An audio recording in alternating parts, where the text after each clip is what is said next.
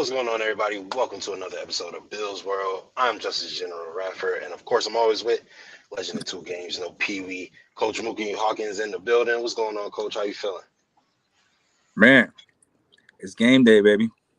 I'm ready. Yes, we are a couple of hours out from it being Sunday. Bills play the Bucs tomorrow. a lot of chatter this week. There was obviously bound to be some with a loss to a previously 2-7 team.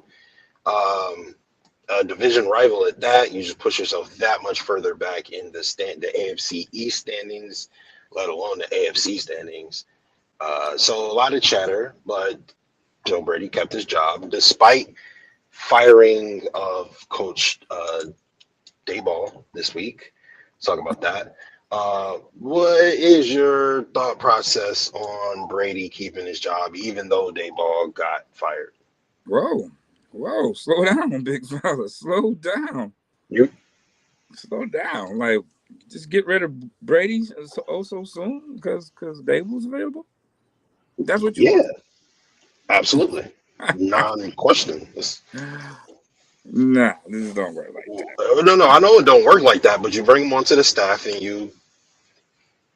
Well, I agree with that. I mean, someone as of Coach Dable's expertise and his experience alone, what he was able to do, with Josh Allen, was a send him. We saw the transformation in Josh with Dable because Dable drafted him. Dable know what he can do with him. Dable always protected Josh away from himself.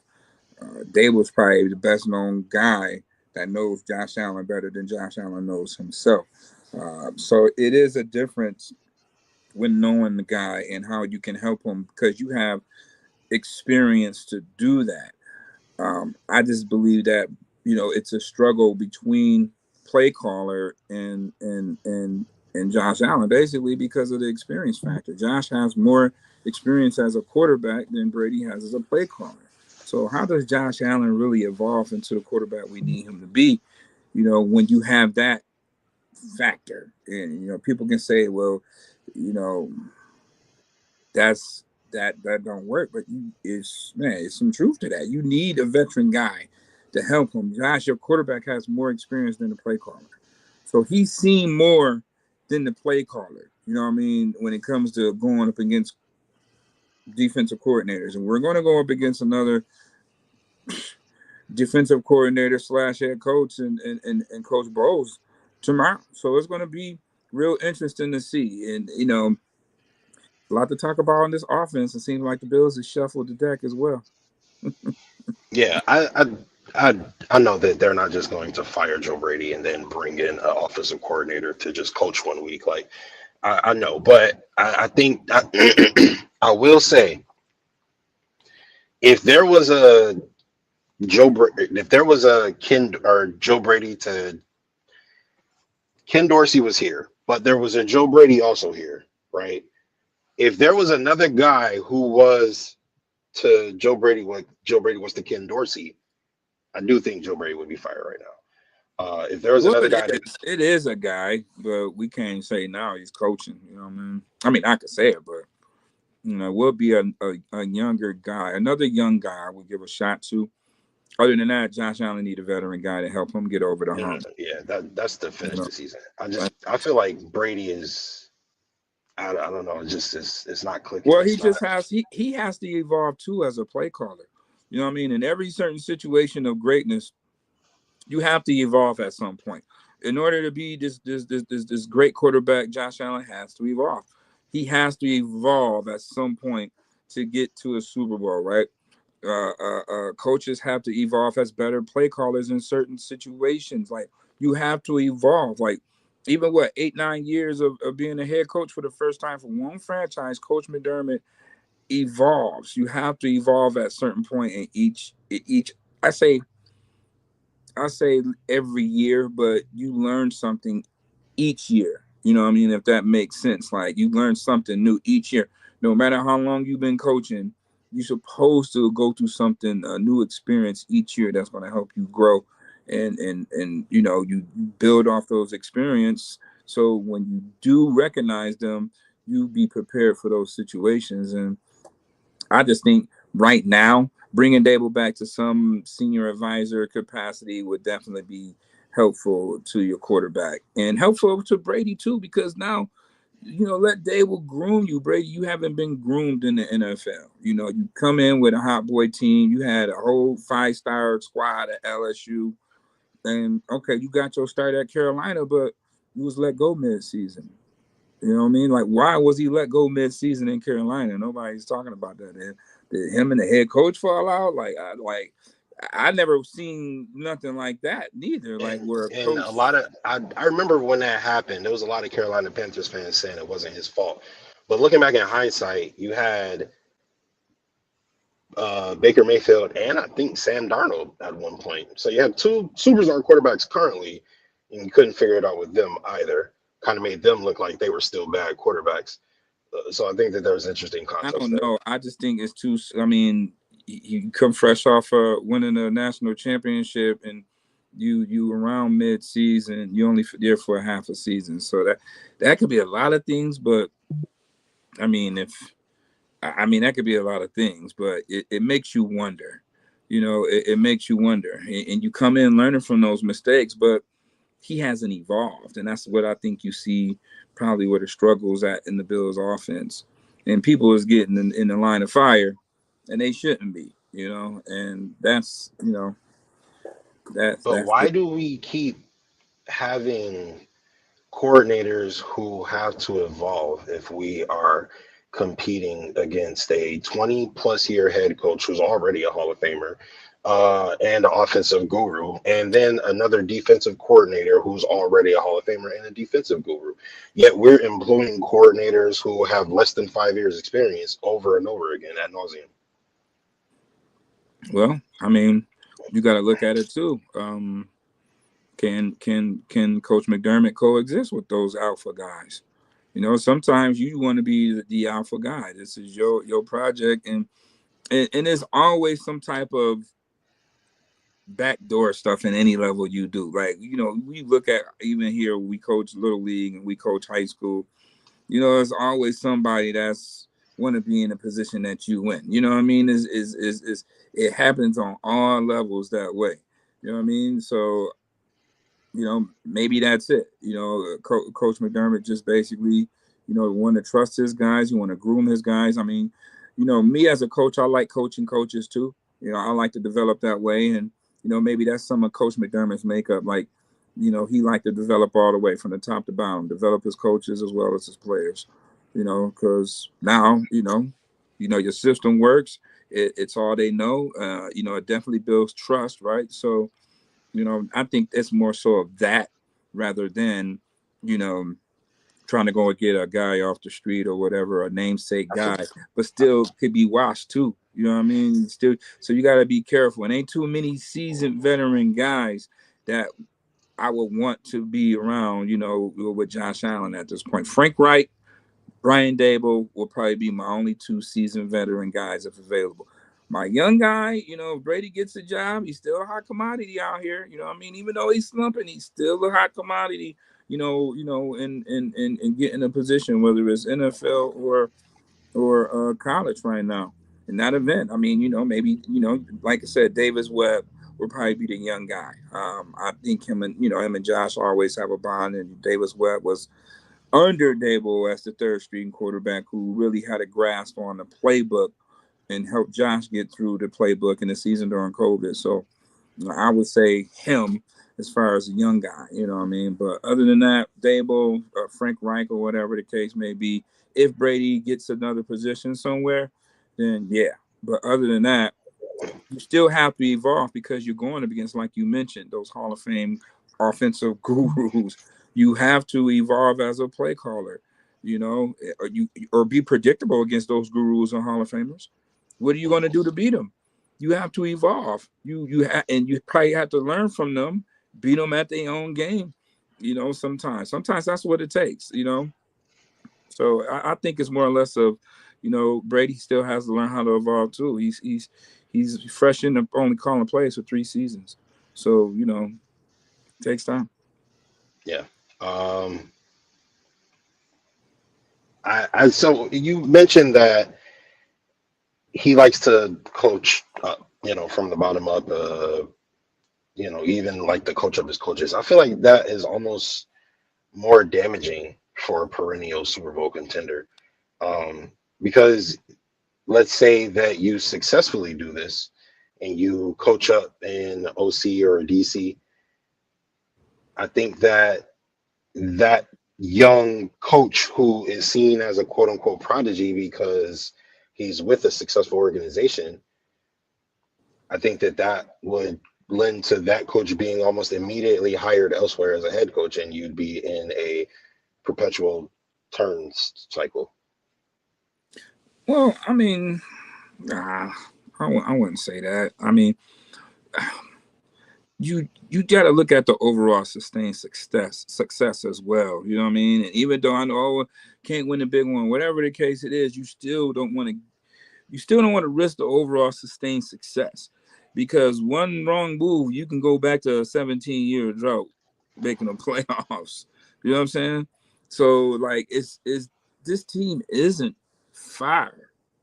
I just think that they kind of like in their own way right now.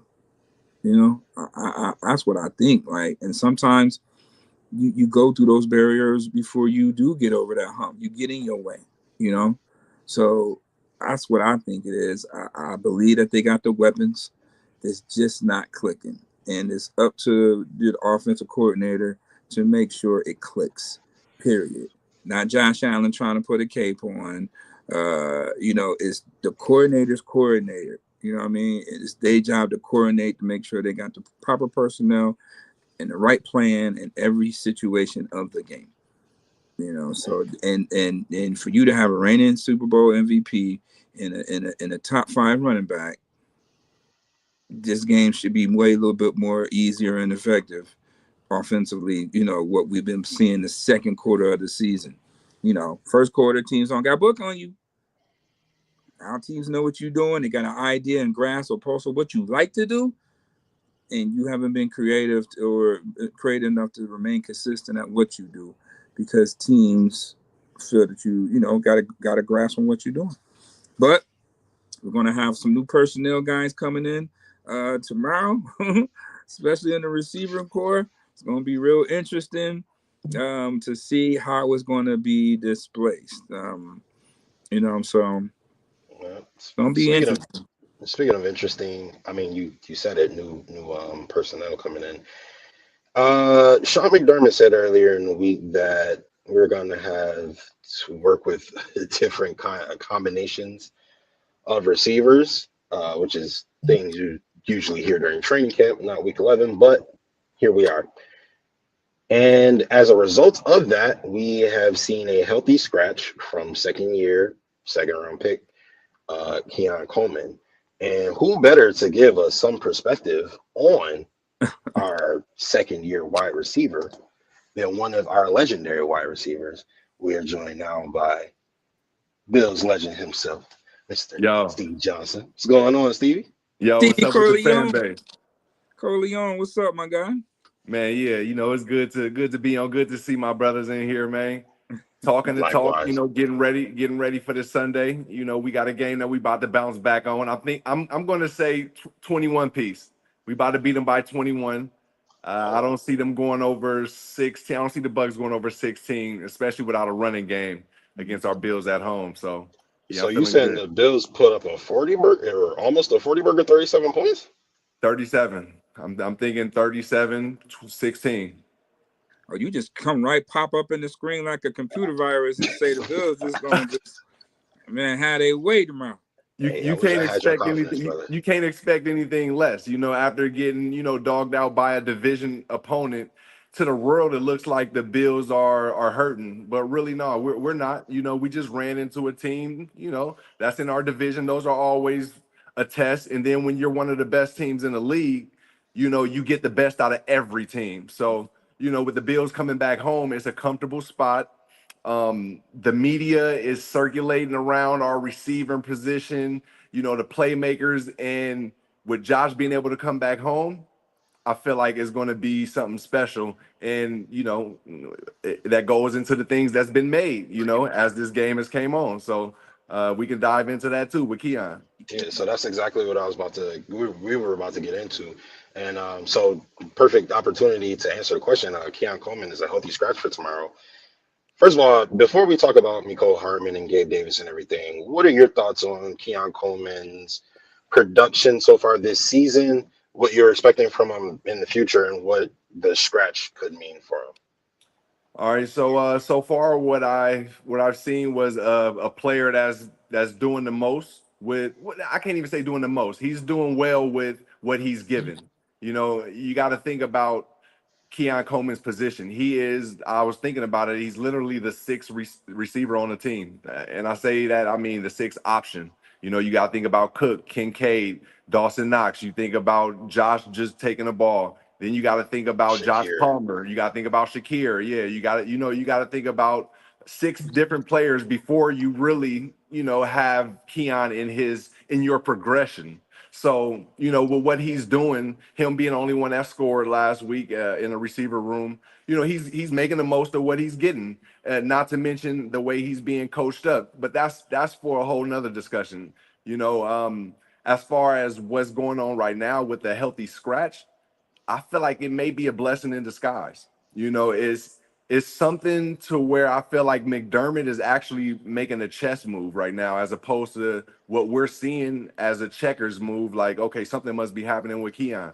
Maybe it's not. Maybe he's actually protecting Josh in a sense of, we understand when you got all this action and commotion going on around a certain player. Now you're kind of indirectly making your quarterback have to set up this other guy so that the fans can. We don't want to do that. We want our quarterback to be like peaceful and clear minded. That's why we don't have a dog like Stephon Diggs still here.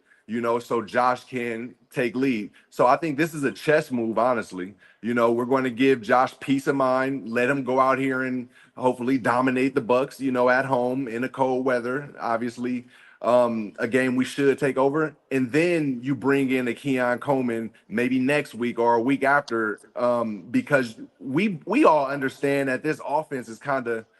I ain't gonna say this offense nothing. We go back to he's the sixth option. We don't need to be spending a lot of time trying to force feed our sixth option, is what they're showing.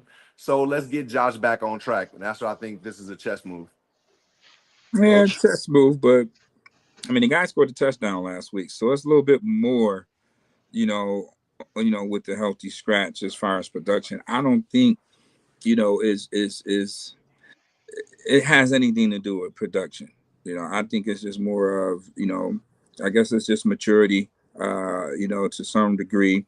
I mean, this always goes back from, I guess on being late to 2 minutes, 2 minutes, he was cited late for, and he didn't Man. start a series or whatever the case. So, maybe it's a continuation of that, but it's clearly known that he's in somebody's doghouse, whether it's Brandon Beane, Joe Brady, or Coach McDermott. He's in one of those three doghouses to be a healthy scratch after you were still able to produce, last week. I don't think it would be Joe Brady. I don't think Joe Brady has the cachet to come in and put the second round pick as a healthy scratch. I What were you don't know about to say, who it Stevie? is, but it was one of those three. I mean, he is the offensive coordinator, man. So I mean, he would have some definite input on a guy being a healthy scratch, that's for sure. So I mean, it's one of those three. Whatever it is, Keon got to do whatever he got to do to get out of the damn doghouse, and if he got to lock in, lock in, he just got to lock in, and Yeah. and whoever has a distrust for him right now, that needs, he got to do whatever he got to do to rebuild that, whatever it is, so I think Whoever is everybody. Like, what we're seeing out there is obviously not an evolution of a second round pick or first pick out of the second round. And it's obvious is because of how it's schemed up. It's obvious because of the natural progression. He's not going to get the reps Emeka Ibuka is going to get. He's not going to get the reps that all those other guys are getting because of the team that he's on. And that's just it is maturity, but I don't think it's maturity out of him being late. If it is, I think that's still ridiculous. Stopping somebody from playing over A being late whole to a meeting. game Yeah, is yeah, insane. yeah. I got stories about that with what's the other guy? I don't even want to bring up his name, the other coach. But like that's ridiculous. I feel like is really, and then yeah, then we talked about production. He's the only one that scored a touchdown. Exactly. That's what I'm saying. So why do you sit him? Who's doghouse? Like why would a guy that was productive be in the doghouse?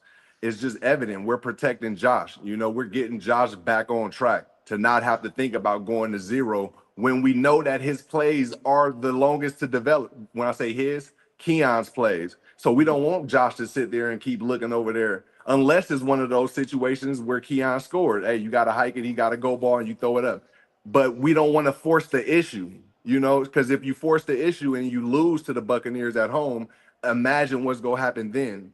So I think they're putting all their chips on their natural playbook, letting Josh be Josh, comfortable, peaceful back there, and banking on him to win at home like we normally have for the past 4 years, just consistently at home. And then we all will forget about it in the media, and then Keon will come float in, and then maybe Palmer blew up, maybe whoever popped off this week, and we'll just keep riding that. And then Dalton Kincaid is going to come back. So really nobody's going to be putting any pressure on Keon to do much. So Keon can take this as maturity and watch from the sideline, dive into being a quote unquote receiver quarterback coach now. You know what I mean? Be over there with them. Yeah, he's going to be in the fire, but I don't think he's in the fire that much unless you know something that I don't in one Bills drive, brother. So you don't think it would be more detrimental to Keon Coleman's confidence, his status, and all the above if Yeah. Gabe Davis, Mecole Hardman come in and start going crazy with the offense? Yeah. Well, what I want to see is, okay, how creative is Brady going to be with those guys? And that's what I want to see. Like, it can't be the same thing because you're gonna get the same result. And then will it be Keon Coleman for? Like, I feel that they're blaming him from because the Bills lost to Miami. Like, that's what I'm getting. That's how I feel about it. I don't even understand that part. I don't Facts. even Facts. understand that how he's getting the blame. It feels like to me on why the Bills lost to Miami. That's ridiculous. Hey, But and so you know that's what? why I say it gotta be in somebody's doghouse or something else because guy's not a healthy scratch because the way he played in Miami. Or maybe it was. Facts. They were saying So he was dogging there's some a routes. rumor. He was dogging the routes or whatever that wasn't Yeah, for him. exactly. You know what I Yeah. mean? Okay, but guess what? Take him out. Let Yeah. somebody else run that. Let somebody else run that. Like, Right. That's the case. You gotta see James. And you gotta sit right. Josh Allen fumbling. You know what I mean? Going to you gotta sit Dawson Knox for missing the zero blitz hot read. You know what I mean? You gotta do a lot of things. I feel like the answer the first question from you, Justice, is it will affect Keon a little bit, but that's personal thing, and he's young, and that it really won't matter, at the end of the day, because he's only in his second year, so you can take this. For you, Dom, is like, yeah, I feel like they are using somebody, and who better than to use it on our young guy who's going through the fire, and we know we're going to keep him, hopefully, but we know we're going to keep him, and then we're just going to bring him in later, because we know we can't scheme it up for him right now, or we don't have the coaching assistants to put us in that position because we're trying to control everything. I didn't need to say all that, but that's how I feel. Now, and you may be right though, because when you do look at the situation, Khalil Shakur is getting paid 13, 14. Palmer is getting paid 12, 13. You got Kincaid that's getting 12, 14. You got you got Knox. That's 12, 13. You got Kincaid, that's your top pick. Mm-hmm. So and then it's Keon Coleman, like you said, he got time still to develop. You know what I mean? And I draft, but not in the money part. They did the same thing to Gabe Davis, if you really look at it. Gabe Davis came in, 35 catches as his rookie year, 7 touchdowns, almost 500 yards. What they do? They brought Emmanuel Sanders in the very next year. And then, he still ended up getting damn near the same exact numbers, 35 catches, 8 touchdowns, and, again, almost 500 yards. take the reins off, now you have the one of the greatest performances in the AFC Championship game history, and then 99-yard bombs, and then you don't re-sign the guy. He gets his bag. Unfortunately, he gets hurt. He's back now. So that's a guy that's familiar with your scheme, a guy that that Josh has trust with, a guy that that made plays for you, and that's what is really lacking out of the receiver group is the lack of playmaking ability that is shown. I don't know if it's schematically it's not happening. Brady's not scheming up, or creative with the wide receivers as he is with the slot and the tight end. So Josh got to let it rip. Yeah, we're going to see with Palmer. We know he's going to be out there. Harmon, we know he's going to be out there. Gabe Davis may be out there, but a guy that we're not talking about is Shavers. If Keon Coleman's not out there, maybe Shavers have a big day out there tomorrow. Somebody is going to have to rise to the occasion, right? And I want to see how creative, this offense is going to look with Mecole Hardman out there. Will it be a difference? Or will he just get one target and one catch as well like everybody else? I bet I see him on a jet sweep. He better not more. I bet not see no jet sweeps. Don't want to see a jet sweep. And I want to see Josh letting it rip. Because if he let it rip, that's how the playmakers make those plays. Gabe was making those huge plays not because he was getting crazy separation or nothing like that. He did make somebody touch land, but Josh was letting it rip. He was letting it fly, and then Gabe was going to go get that thing. Gabe wasn't calling out for the ball. He wasn't demanding it or commanding it. Josh was just letting it go. So, I think we're going to see that gunslinger from Josh Allen this tomorrow, and then Bill's back on track. Yeah, I'm curious. What gives you guys the confidence that Joe Brady is going to take two wide receivers who previously weren't on teams and bring them in and make them effective? If he couldn't make the wide receivers who he got a full offseason program with effective, I trust me, I'm an optimist of optimists. You know what I mean? Yeah. But I just haven't seen enough from Joe Brady to have any confidence in him at all. But you have, though. You just got to think back. Think back maybe 4 weeks, and then think back to the last season. We averaged 30 points, close to 30 Stevie, points. let me defend those two guys. Let me defend my point real quick, right? We look at the Ravens game, and the offense was essentially stagnant for 3 quarters. And then when Josh Allen let it rip, then they went crazy, right? Mm-hmm. And Josh Allen, typically, if Josh Allen isn't making plays off schedule, then it's James Cook. And that's about 85% of our offense. So that's all we need, honestly. Fair. But I could call the plays if that's the case. Yeah, hey, but that's all we need to do. I think if we would have done that and didn't get those fumbles forced on us, the game probably would have played out totally different. For sure. But it wouldn't have made it any less sloppy or unimpressive. Yeah, but we've been taking that though. As long as you get the dub. As long as you get the dub. See, but you know what? In that right there, that's fair, because I get it. I can understand that mindset. But you're not getting the dub playing that way, though. It's a difference when you're not getting the dub. But see, my thing is you're not getting the dub in the AFC Championship game when you play the Chiefs. That's what it is. Okay. Yeah, all this is so that we can beat the Chiefs. Yeah. Let's be real. Yeah. That's what it is. And the way we are currently playing on both offense and defense, we will not beat the Chiefs in the playoffs. You got to look at who didn't play. Michael Hoyt factor was clearly evident last week. He won't be there this offseason. Clearly evident. AJ Epinesa, who's been a savage versus Miami and Tua, not playing. Yes. All right, not playing. Terrell Bernard, no show. We're not talking about that. You know what I mean? Like, you got to start holding people accountable. Terrell Bernard and Matt Milano was a no-show. I would say hold the coaches accountable in that sense. You got to sub these guys out. We got guys dressed up. Give them a couple plays off. Like, them guys is out there dogging it. Yeah.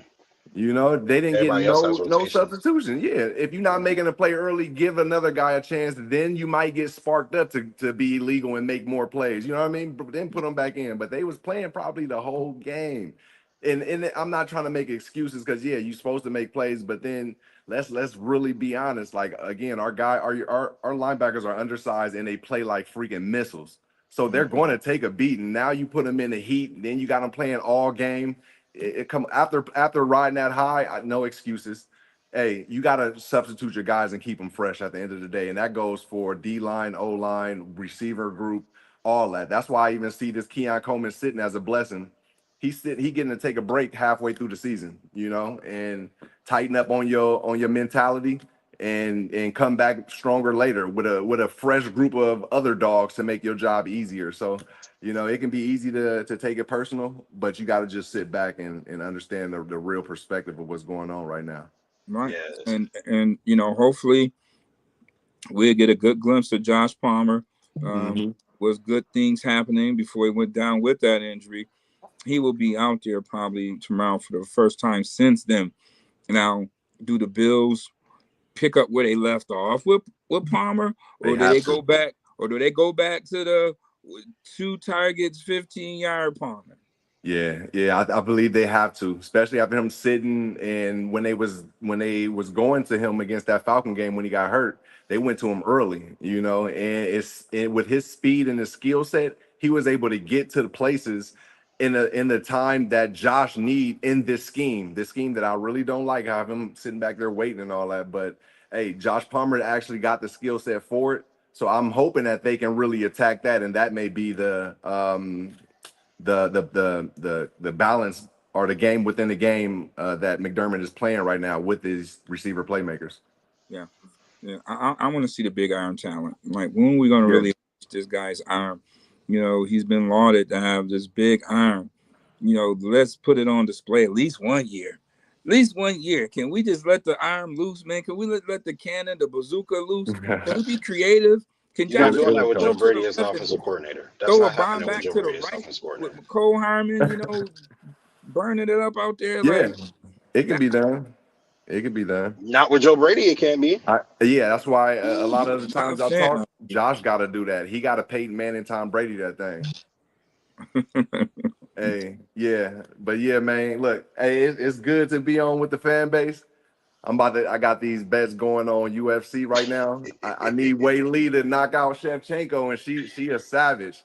Then I got Makachev. Y'all watch UFC? Yeah. Yes, sir. Yes, Yeah, sir. it's up right now. Benoit Saint Denis just knocked out Dariush in Ooh. like 15 seconds. Yeah. Oh shoot! Yeah. We about to get out of here anyway. You gave us a score prediction. Yeah. Give us real quick of what you expected from Josh Allen before you all go.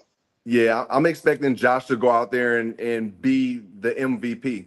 I believe Josh is going to use his legs a little bit more this time because he understands he's got to carry this team internally. He's going to make it seem cool and he's going to get everybody involved. He may have a great passing game. Let's say under about 6 incompletions. I would say no more than 6 incompletions again. But he'll use his legs a lot more, I believe. I appreciate you. Hey, Bills legend, NFL legend, one of the best route runners to ever do it. Appreciate you for stopping by, brother. You have a good night, man. One love, fan base. Go Bills for life. Stevie Corleone, ladies and gentlemen. All right, coach. You got any predictions for Sunday before we head out? Well, I just want to see him play with some urgency. I want to see some aggressive play calling. I want to see talking about it. I want this offense to really be about it tomorrow. Like, okay, you got Mecole Hardman, you got your speed guy. Let's be about it tomorrow. All right, you got Josh Palmer. Let's be about it tomorrow. All right, Gay Davis may suit up. Let's be about it. You got James Cook. Let's be about it. You got Dawson Knox. Let's be about it. You got Khalil Shakur. Let's be about it. You have Josh Allen. All right, like, be aggressive. Be about it. All right, because it can't be the same. We're gonna keep saying this week in and week out. So I mean, we need to see some sort of changes. You got the playmaker. All right, let's see what you're gonna do with this here, and what combinations you're gonna put out there. How much balance you're gonna have? Is it gonna be a James Cook 150 yards and Josh Allen 250 or 300? Like, is it gonna be one of those games? Is the defense gonna be able to stop Baker Mayfield, Cade Otton, and the rookie sensation over there. You know what I mean? So again, it starts up front, right? And we know Bowles is going to be blitzing, goofy. So we're going to see how Joe Brady is going to, handle that and respond to that. On the other side of things, I know the Bills struggle with stopping the run, and Tampa Bay barely gets over 100 yards a game with Rashad White. So if all of a sudden Rashad White just start having a season high day, then we're not changing nothing up front, and something needs to change up front. Hopefully, I'll see Deion Walker more so out there than DQ. Say DQ for let him back the young fella up, man. Let the young guy play. And then you say DQ for the stretch run, but you gotta let your young dogs play. You've seen it the past couple of weeks, so got to get back to that. I'm not sure if Morgan Fox will play. I do like to pick up with that because he has a motor similar to Michael Hoyt. So, will we see him out there? When will Jovan Solomon, get an opportunity to, get after the passer now that you don't have Landon Jackson out there? So many things we can't wait to see when this inactive roster come out around 10:30, 11 o'clock. That's going to be the biggest thing Bills fans going to want to see. Who's really suiting up tomorrow? But I do believe that the Bills is going to get it done. They always up and down, up and down.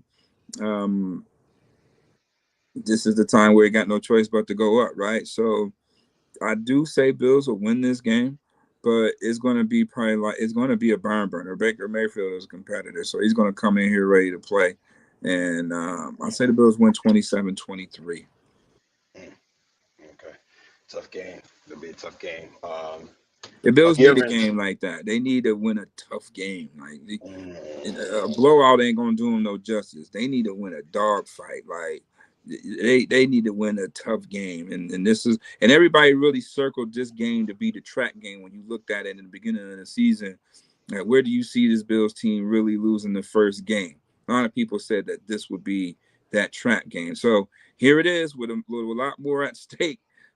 Before right now that it is week 9. So yeah, Bills take care of business, get it done. They may have to come with a game-winning drive to win, but it'll be a close, tough one, and the Bills will win 27-23. I need the Buffalo. I don't care if the Bills win the game or not. This is the first time in my life I'm actually saying this. I don't care because it doesn't matter in the grand scheme of things. We're probably going to lose the division. It's all about getting to the playoffs and winning the Super Bowl. I need the Buffalo Bills to score 40 points tomorrow. I need Joe Brady to coach like his life depends on it. I need Joe Brady to coach like his job depends on it. I want to see the football going 30, 40, 50 yards in the air. I want to see 12 yards per run. I want to see him scheming like he's never schemed before.